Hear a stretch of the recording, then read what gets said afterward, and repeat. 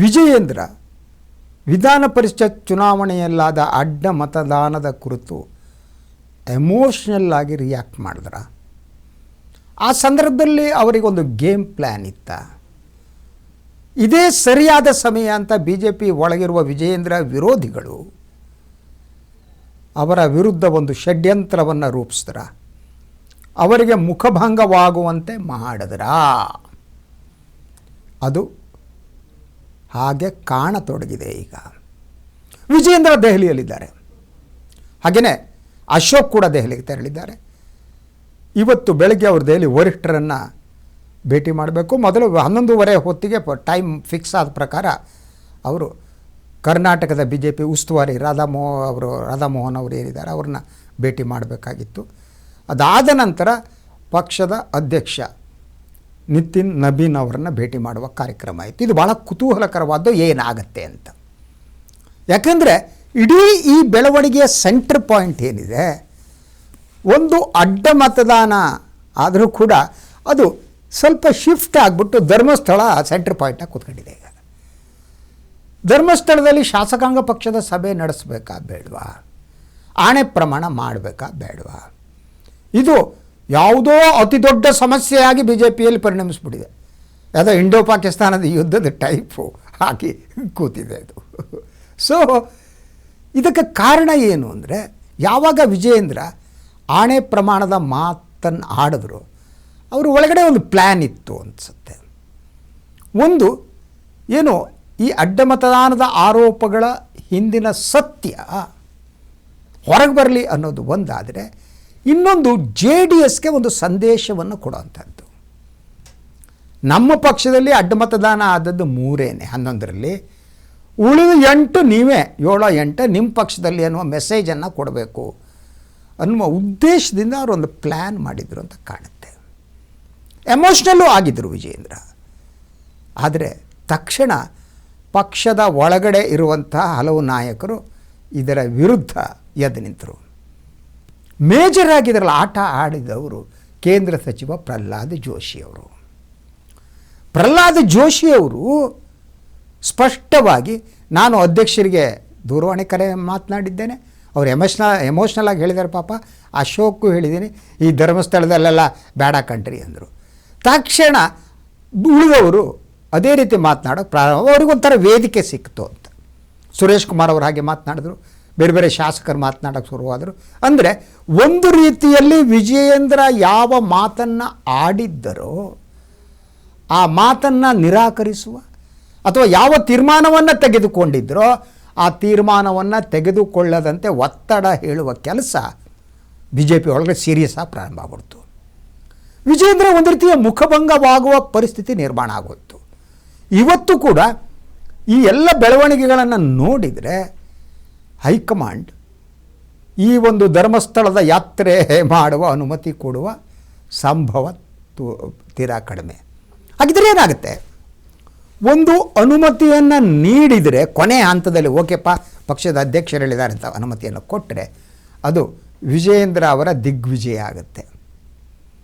ಇಲ್ಲ, ನೋ, ಬೇಡ ಇದೆಲ್ಲ ಅಂತ ಅಂದ್ಬಿಟ್ರೆ ಅದು ವಿಜಯೇಂದ್ರ ಅವರ ಸೋಲಾಗುತ್ತೆ. ಬಿ ಜೆ ಪಿಯ ಒಳಗಿರುವ ಅವರ ವಿರೋಧಿಗಳು ಏನಿದ್ದಾರೆ ಅವರ ಜಯ ಆಗುತ್ತೆ.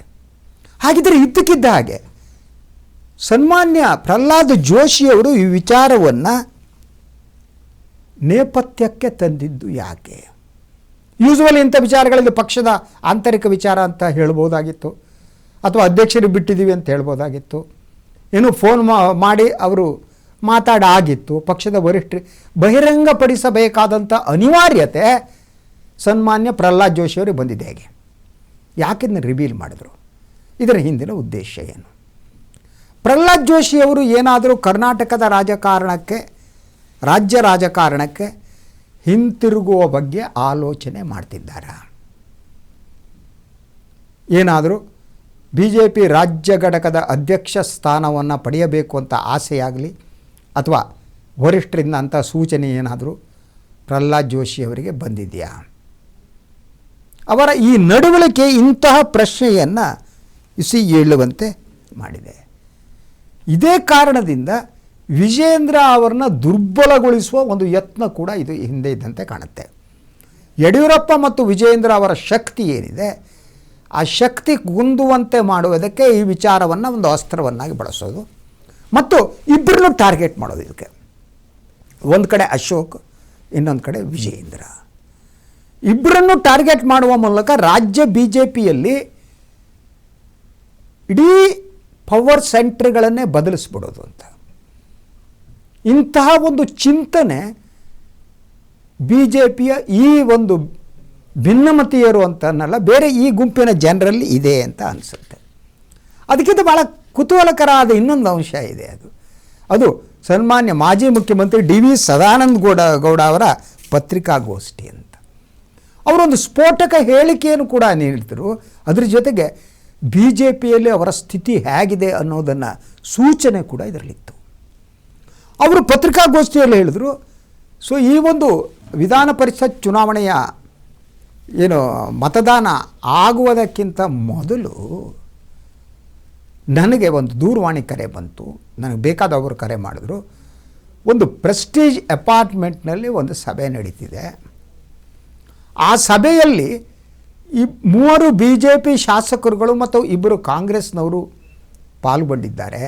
ಸೊ ಇದು ಬಹುಮಟ್ಟಿಗೆ ಯು ಸಿ ದಟ್ BJPಯ ಮತಗಳನ್ನು ಕಾಂಗ್ರೆಸ್ಗೆ ಪಡೆಯುವ ಒಂದು ಯತ್ನ ಇರಬಹುದು ಅನ್ನುವ ಸೂಚನೆ ನನಗೆ ಬಂತು ಅನ್ನುವ ಮಾತನ್ನು ಸನ್ಮಾನ್ಯ ಸದಾನಂದ ಗೌಡರು ಹೇಳಿದರು. ಇಷ್ಟೇ ಅಲ್ಲ, ಇದು ನನಗೆ ತಿಳಿದ ತಕ್ಷಣ ನಾನು ಪಕ್ಷದ ಅಧ್ಯಕ್ಷರಾದ ವಿಜೇಂದ್ರ ಅವರಿಗೂ ವಿಧಾನಸಭೆಯ ಪ್ರತಿಪಕ್ಷದ ನಾಯಕರಾಗಿರುವಂತಹ ಸನ್ಮಾನ್ಯ ಅಶೋಕ್ ಅವರಿಗೂ ದೂರವಾಣಿ ಕರೆ ಮಾಡಿದೆ. ದೂರವಾಣಿ ಸ್ವೀಕರಿಸಲೇ ಇಲ್ಲ. ನನಗೆ ತಕ್ಷಣ ಶಾಕ್ ಆದ್ದು, ಕರ್ನಾಟಕದ ಮಾಜಿ ಮುಖ್ಯಮಂತ್ರಿ ಸದಾನಂದ ಗೌಡರ ದುರಂತ ಸ್ಥಿತಿಯನ್ನು ನೋಡಿ. ಅವರು ದೂರವಾಣಿ ಕರೆ ಮಾಡಿದರೂ ಕೂಡ ರಾಜ್ಯ BJP ಅಧ್ಯಕ್ಷರು ಎತ್ತುಗಳಲ್ಲ, ಸಂಪರ್ಕಕ್ಕೆ ಸಿಗಲ್ಲ. ವಿಧಾನಸಭೆಯ ಪ್ರತಿಪಕ್ಷದ ನಾಯಕರಿಗೆ ದೂರವಾಣಿ ಕರೆ ಮಾಡಿದರು, ಅವರು ಸಂಪರ್ಕಕ್ಕೆ ಸಿಗಲ್ಲ. ಅಂದರೆ ಫೋನ್ ಮಾಡಿದ್ರೆ ಫೋನ್ ಎತ್ತುಗಳಲ್ಲ. ಅಂದರೆ ಸೊ ರಾಜ್ಯ BJPಯ ಒಳಗಡೆ ಕಮ್ಯುನಿಕೇಷನ್ ಹ್ಯಾಸ್ ಕೊಲ್ಯಾಪ್ಸ್ಡ್ ಅಂತ. ಹಿರಿಯ ನಾಯಕರ ಒಂದು ದೂರವಾಣಿ ಕರೆಯನ್ನು ಎತ್ತಿಕೊಳ್ಳಲಾರದಂಥ ಒಂದು ಸ್ಥಿತಿ ನಿರ್ಮಾಣ ಆಗಿದೆ ಅಂತ ಅಂದರೆ ಗುಂಪು ರಾಜಕಾರಣ ಯಾವ ಹಂತವನ್ನು BJPಯಲ್ಲಿ ತಲುಪಿರಬಹುದು ಅಂತ. It's A very serious thing. Congress high command ಹಾಗೆ BJP ಹೈಕಮಾಂಡ್ ಏನಾದರೂ ಸರ್ಜರಿ ಮಾಡುತ್ತಾ ಗೊತ್ತಿಲ್ಲ ನನಗೆ. ಸೊ ವಿಜೇಂದ್ರ ಮತ್ತು ಅಶೋಕ್ ಅವರು ಏನು ದೆಹಲಿಯಲ್ಲಿದ್ದಾರೆ, ಅವರು ಹೈಕಮಾಂಡ್ ಜೊತೆ ಮಾತುಕತೆ ನಡೆಸಿದ ನಂತರ ಒಂದು ಸ್ಪಷ್ಟ ಚಿತ್ರ ಸಿಗ್ಬೋದು ಅಂತ ನನಗೆ ಅನಿಸುತ್ತೆ.